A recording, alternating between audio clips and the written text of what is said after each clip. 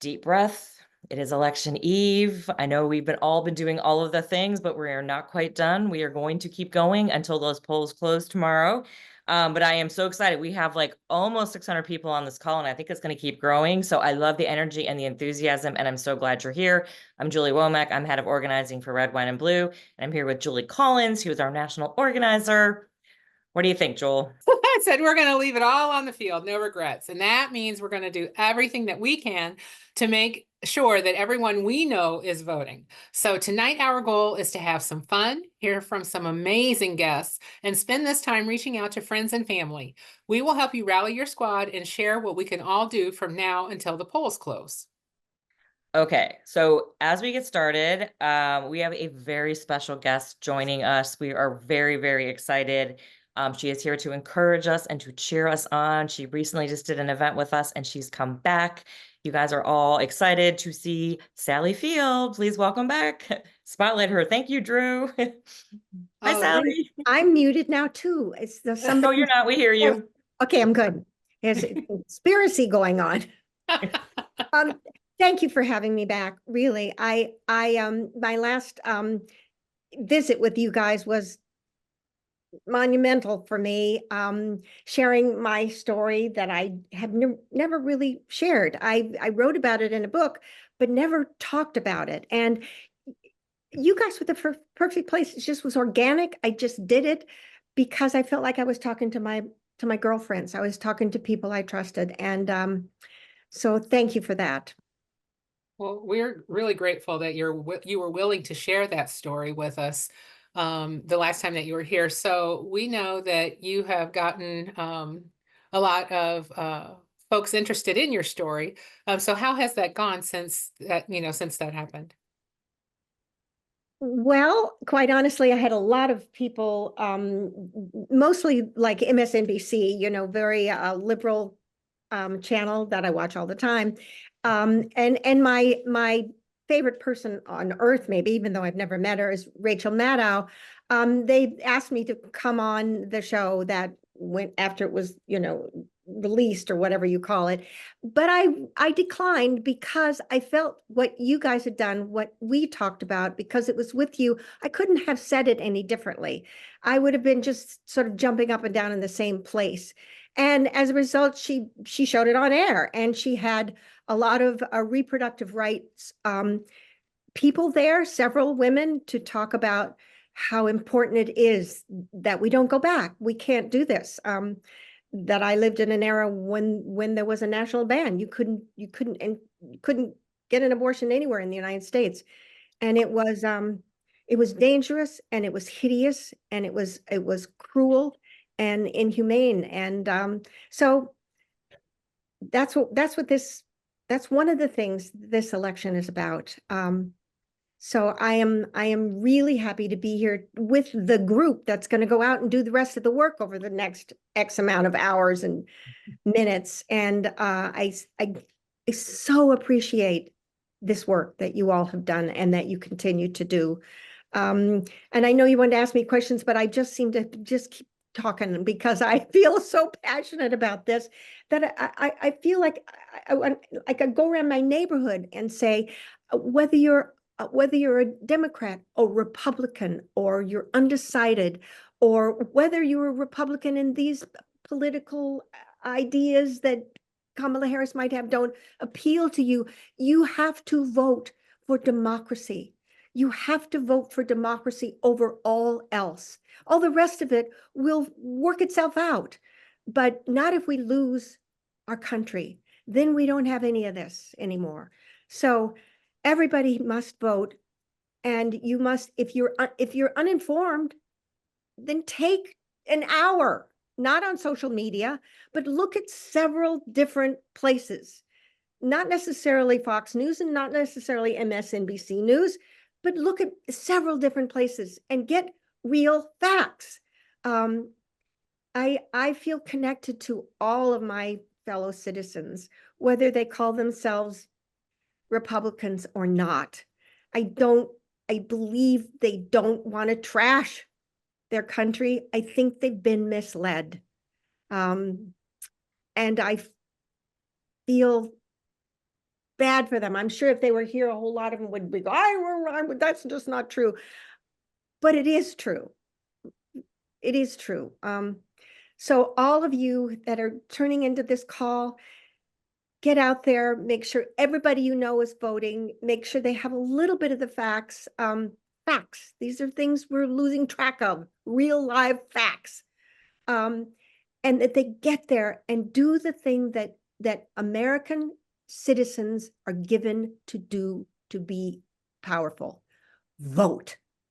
Vote.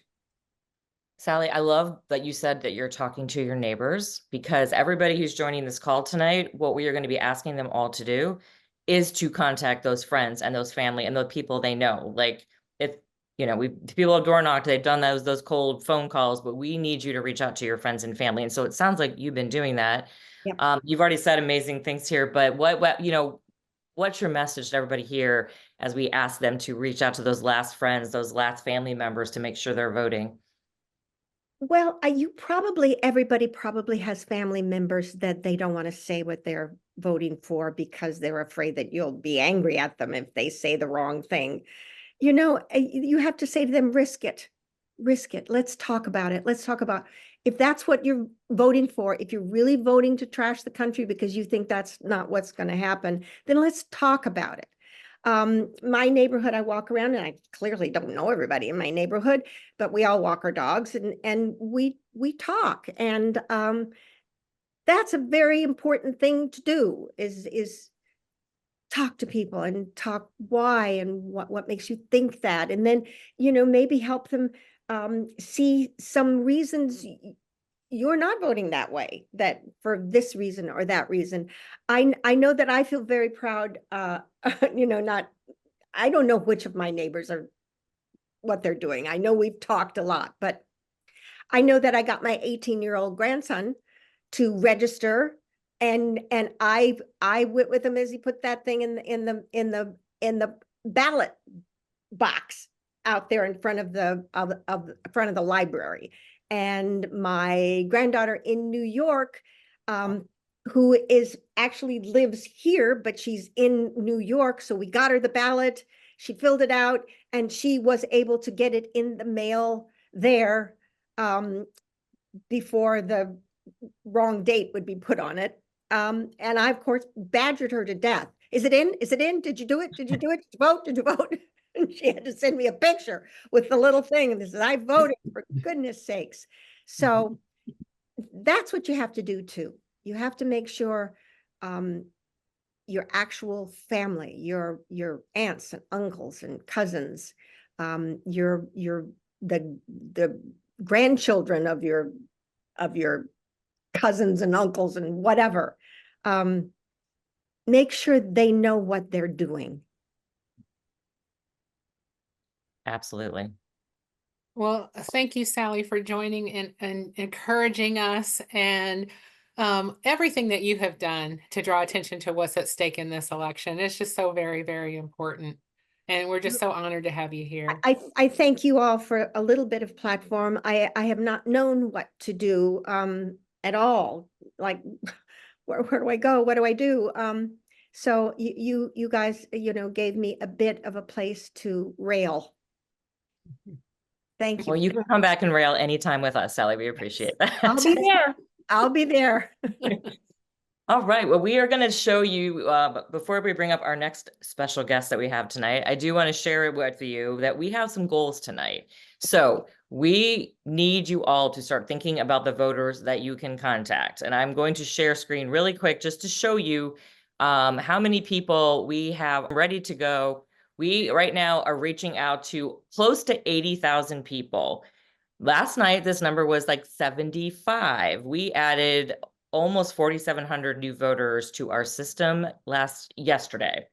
And on this call, we did this call last night, 2,000 of them came from this call. And so I think we can actually do better tonight. Like, I think, guys, there's 728 people on this call. If you all think of 10 people, that is 72, if my math is right, which I apologize. It's like 7,200 people. We can reach a whole lot of people. And so what we want you to do is, if you are on Rally with us, which is what I just showed you, then I want you to start thinking about the people you can add. If you are not on Rally, Drew, maybe you can share the slide about how we get on. We would love to have you join it. It is what you do. It is an online platform that is going to help you find out if your friends have voted or not.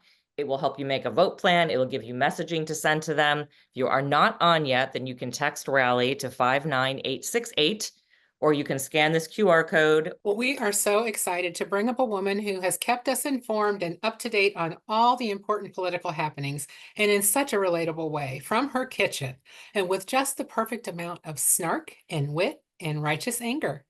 Politics girl, Leigh McGowan. Hello. Hi, Great Leigh. to be here. Thank you for joining us. So I know your feed, your TikToks, your Instagram, like everything comes up in my feed constantly. I am getting shared your information constantly. I know people are, listen to your podcast.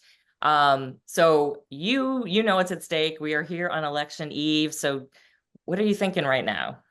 Well, first of all, I want to say what Sally said is exactly right. We have to take responsibility for our people. We have to be having these conversations, and it is so entirely worth it, because you don't want to be like, oh, if I'd only talked to that person. It really comes down to that. In certain districts, you're coming down to just a couple hundred people, and that could be you that made the difference. So I think, first of all, we have to say that's so important. And I think going into this election, though, here's what I'll say in this call. I think we've got this, but I also think we have to be prepared for the Republicans to pull every single dirty trick in the book. MAGA Republicans have not been trying to win for a long time. They have just been trying to make sure the Democrats can't win. And they're all in on election vigilantism, on voter purges, on voter suppression, which is where we come in, right? They'll be all in on lawsuits after the fact. But I think that the Democrats have run a far better campaign. I mean, we clearly have the far better candidates and we have the far better ideas, but I think we've also become more prepared for what is coming, what the dirty tricks are going to be. We know this time. And our secretaries of state and the Harris-Walz legal team and the Electoral Count Reform Act, which Democrats were smart enough to get passed, so it'll be harder to object to votes after being certified. I think we're in really good shape. But I also believe that every part of these results is going to be easier if the election is a blowout, right? It's going to be easier if we can serve the country by saying that those they cheated, finger pointing stuff doesn't make any sense, because we end up winning by such incredible margins. I think we have to make it uncomfortable for the counties that decide they don't want to certify the vote, or the judges that might be in the tank and do the wrong thing, because we've put our attention on them and that attention is too hot. We have to get the vote out, but we also have to keep the pressure on. And it's not just the presidential election, right? It's the Electoral College that we have to win, of course, but the House and the Senate, because the president can't do anything without a working Congress. So I think that between us getting out the vote, making sure we get Congress as well as the presidency, it's ultimately going to come down to the court of public opinion if people are going the wrong way, and that's on us as well. Well, everybody here tonight is working together to reach out to their friends who have yet to vote. So what words of encouragement do you have for, folks who maybe haven't gone out yet? Well, first of all, I would say thank you. Thank you guys for being here on this call. Thank you for caring enough about democracy. I always end my own podcast by saying thanks for caring enough about democracy to be here, because it actually matters. And it's amazing that you guys did it. I know it seems obvious to the women who are paying attention, because our rights are on the line, right? It's our autonomy that's been stripped from us. It's women who are dying in red states around the country. But apparently we need to force some people to see us as people, as voters, as citizens, not just as someone's wife or mother or sister, right? So we have to go out and make sure that everyone understands the stakes. And so I think when you're talking to your people, I would say remind them of the things that are on the line, because we're not just voting to protect our own rights, but we're voting to protect the rights of our children, to go to school without being afraid of getting shot. We're protecting our children from dying of previously eradicated diseases now at this point. We're voting to protect ourselves and our families from being denied health insurance because of our pre-existing conditions. There isn't a single person that doesn't relate to that, right? And they've said that out loud at this point. We're protecting our Social Security and our Medicare, because we have so many older people in our families and people that have disabilities, and we have to look out for them. And that's what it's about, right? We're not just voting for ourselves and our own rights. We're voting for the rights of the people around the country. And quite frankly, we're voting for the world order, right? We're voting to stay friends with NATO allies and not be like besties with the autocrats of the world. And I think when you're out there making calls or knocking on doors or calling your friends, you want to talk about building a country that works for everybody. You can see why the billionaires are trying to get Donald Trump elected, and it's not to help us, right? And so I think most people can understand that. At the end of the day, I think probably a fair amount of us are moms. And we need to talk to our friends about what happens if you defund the Department of Education. What happens if we take vaccine mandates out of school? We don't want our kids getting polio and measles and, diphtheria again. No one wants that. It's not just our own rights. It's like no one's read a history book, right?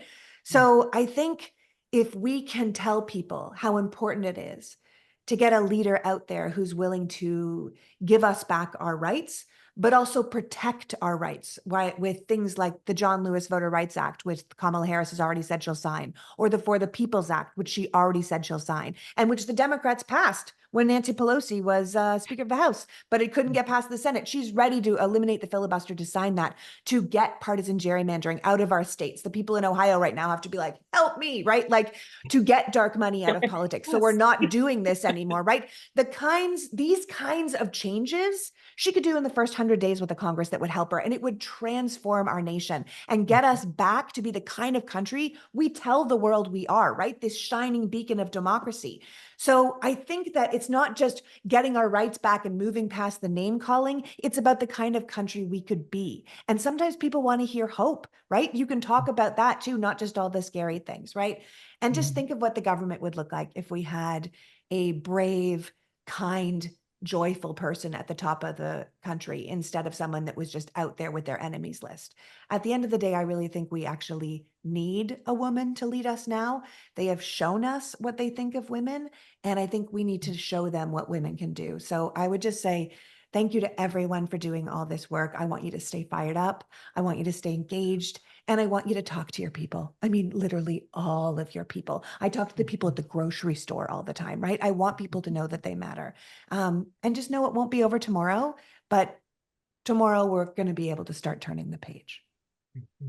Okay, well, I was going to ask you for final thoughts, but I think you've given us an amazing amount of final thoughts Yeah, there. she's chatty, your girl Leigh. She's a bit chatty. Yeah. No, actually, you have perfect timing, but I thank you for shouting out Ohio, because Julie and I both live in Ohio, so we are crossing fingers for the end of gerrymandering in our state, because Right? I don't believe we are a red state. I believe we are just so gerrymandered, and that we need to go back to being that bellwether swing state that we used to be. So thank you for that Ohio shout out. We appreciate that. So thank you so much for Politics Girl for joining us tonight. Thank you, Leigh. We appreciate you and all that you do to inform and educate us. So Thanks, keep it up, guys. Keep it up, guys. Yay! All right, so we do have one more special guest coming up, but before we do that, we are really going to focus on the work now, y'all. You guys are together, and we want you to do this work together. This is your time, okay? We need to take about 10 minutes, and what we are going to do is we want to think through that list of people. Do you have 10 friends? Do you have 12 friends, 15 friends that you can reach out to, that you can add to Rally tonight as a contact, see if they have voted? So what we want to do is just take 10 minutes to give you that designated time. Don't make dinner. Don't take the dog out. This is your time to do this. So what I want you to do now is I'm going to briefly share screen. If you have your phone, make a list. If you are in Rally, just start adding people. I'm going to show you too a really cool function that is in Rally that you can use. It is called the brainstorm function. So if you go under tasks or under contacts and you hit add a contact, you scroll to the bottom of your list, there's this brainstorm function. So if you're like, really don't know who else I could potentially add, look at this list of different people you could think through. And then you're like, you know what? I am going to think about my coworkers. And so start thinking, who are my coworkers? And now I'm going to start adding people like Drew Amstutz, who is our head of staff, chief of staff. And I add him to my list. And then what I can do for the next step is I go in and have my list made, and I can start adding them, and I would match Drew to the voter file, and then I would be able to find out whether or not he voted. I want you to notice, for those who are new to Rally, when you add a contact, you do not enter a phone number, you do not enter an email. It is just their information, their name, their city, and their age so that we can find them in the voter file so that you can get that information. Yeah, so now we are very, very excited to welcome Jessica Craven. Many of you subscribe to her Substack, Chop Wood, Carry Water, and follow her on IG and TikTok. We are thrilled she is able to join us tonight. Jessica, just, you're on mute before you, okay, good, you knew. Sorry, I was, hi, everybody. I was going through my Instagram DMs and answering questions about third-party candidates and what we should say to people who were voting for them. So nice to be here. Hi. It's really exciting to listen to everybody doing this terrific relational organizing. My name is Jessica Craven. If you don't know me, yeah, I have a political Substack called Chop Wood, Carry Water, Daily Actions, which was just said, and I do political content creation as well. But I'm also an activist, and if I seem and look tired, it is because I came to North Carolina to canvass and I knocked on 65 doors today. And that's a lot of doors. If you're a canvasser, that is at the high end. I walked about 4.5, 5 miles, and I'm very tired. But it was awesome. I have been here since Friday night, well, Saturday morning. And what is happening in North Carolina is extraordinary. And what is happening across the country is extraordinary. It is a movement, and it's very inspiring and very hopeful. And it is 100% led by women and, people of color and queer people. And it's a beautiful thing. So, yeah, I don't know what to say. We're hearing these incredible things like in Pennsylvania this weekend. There were 2,000 doors being knocked every minute. I am hearing anecdotal from all over the place. Just read an email from a person who went to Milwaukee to canvass and went for their morning shift, and it was pretty crowded in the office where they got their turf, and then they came back to get an afternoon shift, and the line was around the block to volunteer. Right. I've heard about other people saying that they've gone to get turf and there was no more turf. If you've never canvassed before, turf is the piece of the little territory they give you to canvass with your little houses. You use an app, and anyway, it's very exciting. It is still, we do have, we got to fight for every vote. We have to contend with third-party voters. We have to contend with people who are going to leave the president blank because of whatever. But I, like everybody else, I feel incredibly good about where we are. And frankly, as I said last night, I spoke at a gathering here for out-of-state volunteers, of which there were a shocking number. There are people here from all over the country volunteering, and there are also people flying in from other countries to volunteer in this election. The woman who wrote the email from Milwaukee said that the 2 people intaking volunteers had flown in from Canada and had been here for a month because the other countries are worried. They're real worried. So it's a beautiful all hands on deck moment, and it's a beautiful thing. I'm very much looking forward to the results. I think they're not going to be as close as the polls say they're going to be, but we still have to keep fighting. We have to act as if they are going to be close. We have to act as if it's going to come down to a single vote, and that it is our responsibility to go get that vote. And like the rest of you, I mean, I love being in a swing state because I'm from California, where, it's just a different situation. I canvass there too, but here in North Carolina, you can canvass anybody.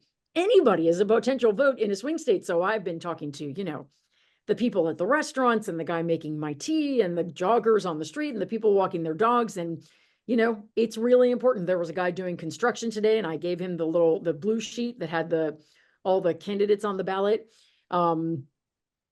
It's an all hands on deck moment, but it is also a beautiful, powerful moment. Oh, and what I was going to say, and then I'll stop, is that the first moment I knew we were going to win was actually after one of your calls, you guys. It was the red, wine, and blue call that I actually wasn't on, but Heather Cox Richardson spoke on it.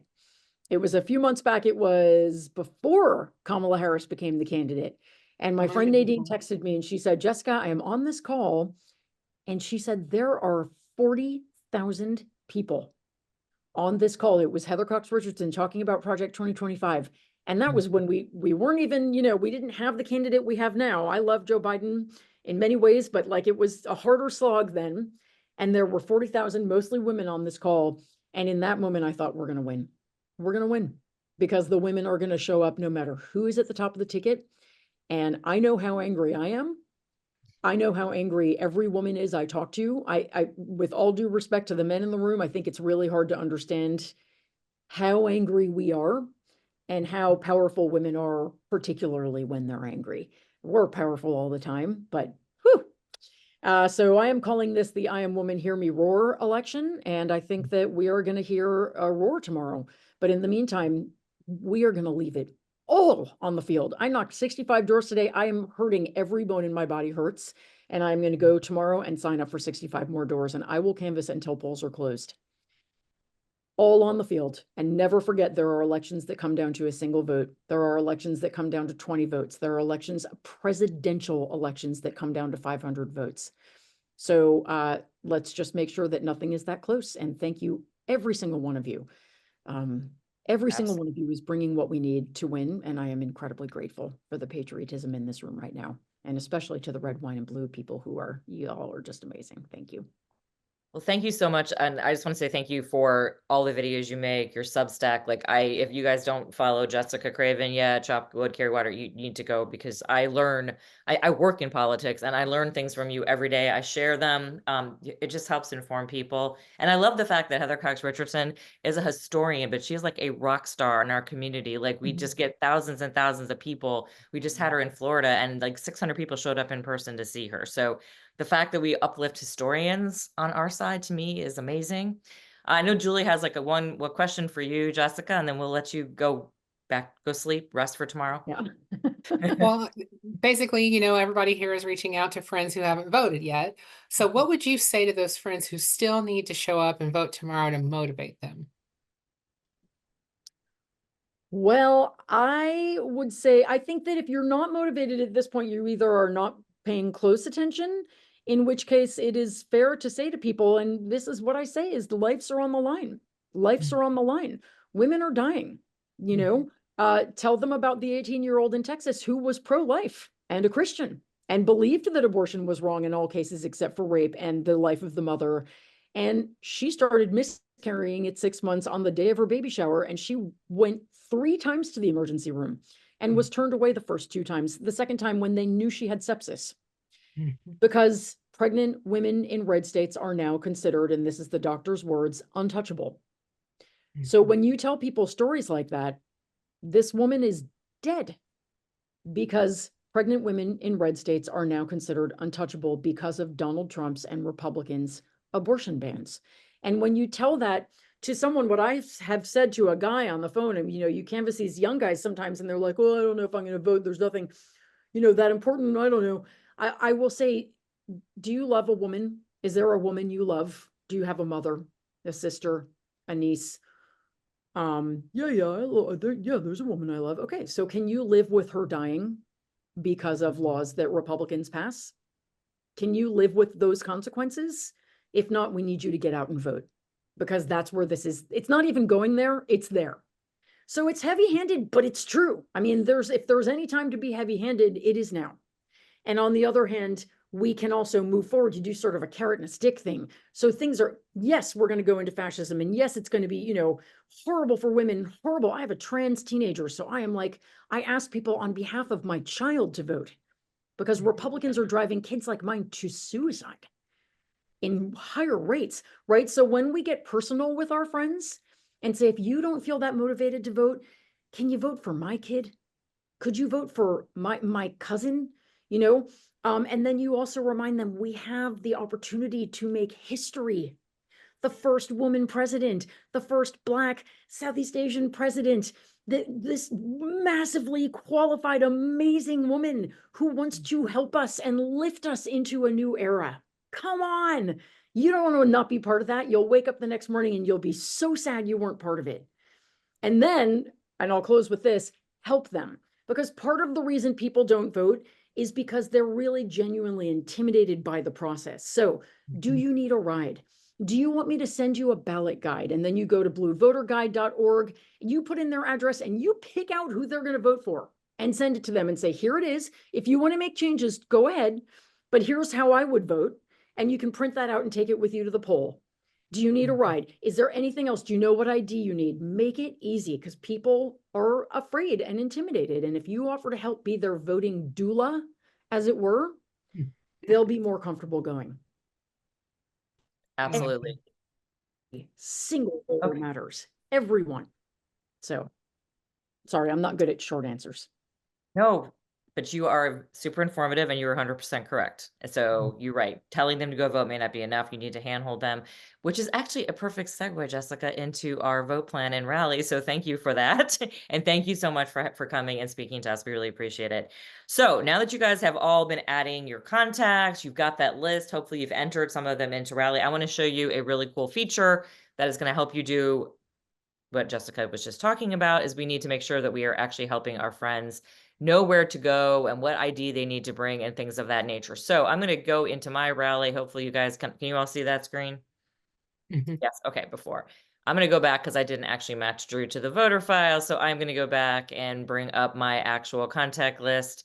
And if you go under tasks here, once you get into Raleigh, you're going to see what it says, help your friends make a plan to vote. So this is where we are right now. We are down to vote plans. There's no more time for anything else. So I'm going to just pick a friend that I haven't done yet, and you're going to hit create a plan. And so for Anne, I'm going to go in and say, okay, well, she's got to vote on election day now because that's where we are. And it will tell them if they need to bring identification, like what they need to bring, because every state is different.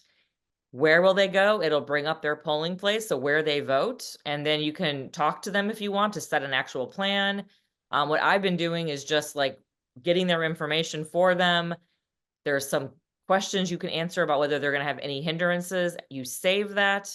And then this is really cool. You get a link and you just copy this link. You get confetti too. You just copy this link and you can text that to them. You can email that to them. You can, Facebook message that to them. However you talk to that friend. I did this today. I sent to about 15 different people their vote plan. And my team right now, if you guys could drop, we have some great messaging around this, which is just like, hey, friend's name, have you voted yet? Just in case you haven't, I'm sending every amazing person I know a reminder along with your voting location. So here's yours. So it's kind of great because you're not being creepy like you check their voter file. You're kind of saying like, I'm sending it to everybody. We'll drop that messaging in the chat, but that is a really, really great way to do that. And I know we've also had some conversations tonight about close elections and why reaching out to every single person on your list is so important. So we want to highlight that a little bit. So Julie, I know we were talking about how every vote really counts. Yes, every vote really does count in this election. And it's so important that we encourage our friends and family to vote their entire ballot. Every race will be about voter turnout, but those down ballot races for things like school boards and state legislatures can often be won by just a handful of votes or even less. Yeah. And so that's why we really wanted to highlight for you the reality of this situation. So if you turn out one or two friends, that actually can win an election. I want to bring up Amanda Pauley, who is our deputy director in Pennsylvania. And I want her just to quickly share a real life story about how these close races, how close these races can actually be and the power of turning out those extra 2, 3, 4, 5 people. Amanda, tell us about Pennsylvania. We know all about close races in Pennsylvania. In 2022, with just 63 votes, we flipped the entire Pennsylvania House. 63 votes, less than the size of our local high school soccer team. Those votes didn't just change who was in power, they stopped a wave of harmful bills dead in their tracks. With that narrow but mighty win, we were able to say no way to dangerous restrictions on reproductive rights. While the other states were rushing to lock down women's access to healthcare, we held our ground here because we turned out legislators pushing for near total abortion bans were stopped before they could even get going. That's the power of just a few more votes, just 63 votes. And it didn't stop there. Let's talk about Pennsylvania public schools. There were big pushes to drain funding from our public schools to support private and charter schools through the aggressive school choice programs.